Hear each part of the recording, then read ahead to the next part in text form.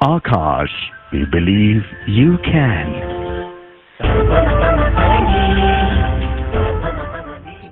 तो बच्चे आपको हम क्या बताएं कि यूनिफॉर्म एक्सेलरेशन के लिए क्या बताएं कि यूनिफॉर्म का मतलब ही यही होता है कांस्टेंट। यूनिफॉर्म का क्या मतलब होता है बेटा? कांस्टेंट होता है।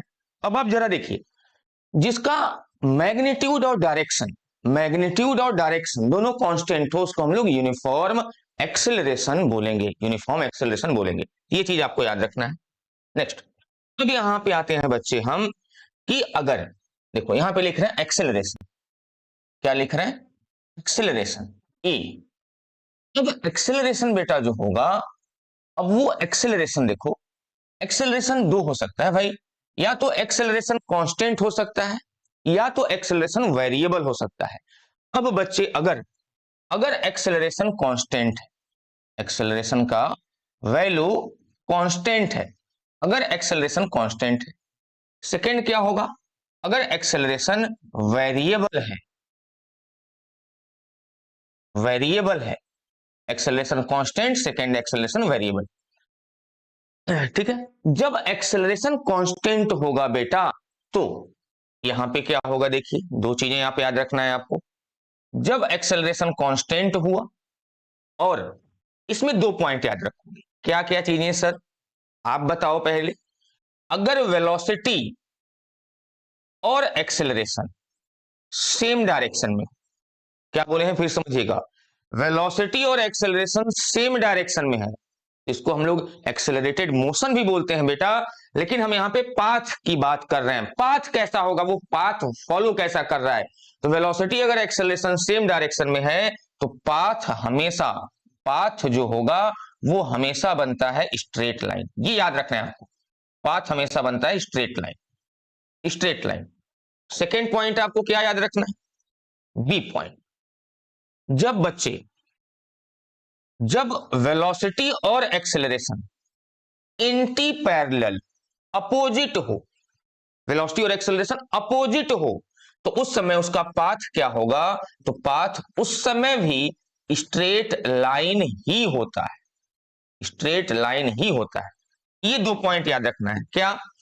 वेलोसिटी एक्सेलरेशन सेम डायरेक्शन में path straight line, opposite direction में पाथ स्ट्रेट लाइन होता है। ठीक है, ये आपको याद रखना है। ठीक है, मतलब इन दोनों के बीच एंगल 0 डिग्री, यहां पे एंगल कितना बन रहा है? 180 डिग्री, तो पाथ हमेशा स्ट्रेट लाइन बनेगा।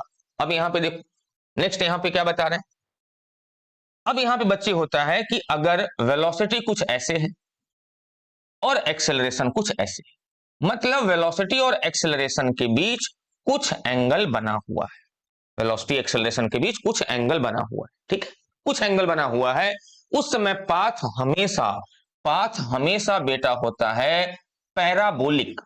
पाथ हमेशा होता है पैराबोला बनता है। क्या बनता है बेटा? पैराबोला हमेशा बनेगा।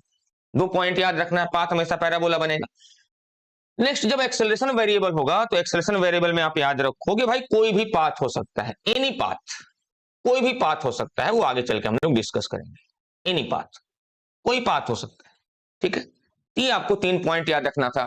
एक्सेलरेशन कांस्टेंट में दो केस, पैरेलल, एंटी पैरेलल, जब उनके बीच कुछ एंगल बना हो, और यहां पे नेक्स्ट जो हम बताए हैं कि जब एक्सेलरेशन वेरिएबल हो बेटा तब क्या चीजें आप याद रखोगे। ठीक है, चलिए अब यहां देखिए,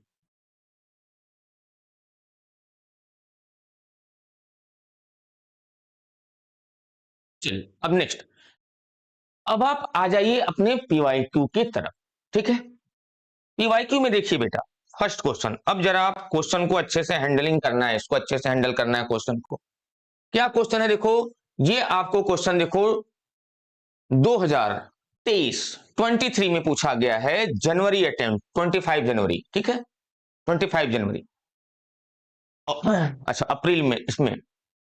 अब आप देखो, अब आपको दिया है person travels x distance with velocity v1, फिर x distance with velocity v2 in the same direction, the average velocity of the person is v, the relation between v v1 v2 में रिलेशन आपको बताना है। तो अभी बताएं बेटा, जब इक्वल डिस्टेंस का, बार बार आपसे बोल रहे हैं, जब इक्वल डिस्टेंस का इंटरवल होगा तो आपको डायरेक्ट हम रटाए थे। एवरेज वेलोसिटी यहां दे रखा है बेटा, v दे रखा है, एवरेज वेलोसिटी बराबर, अच्छा देखो दो इक्वल डिस्टेंस का इंटरवल है, दो इक्वल डिस्टेंस का इंटरवल है, तो यहां आएगा 2 divided by 1/v1 plus 1/v2। यही तो कॉन्सेप्ट अभी हम सीखे।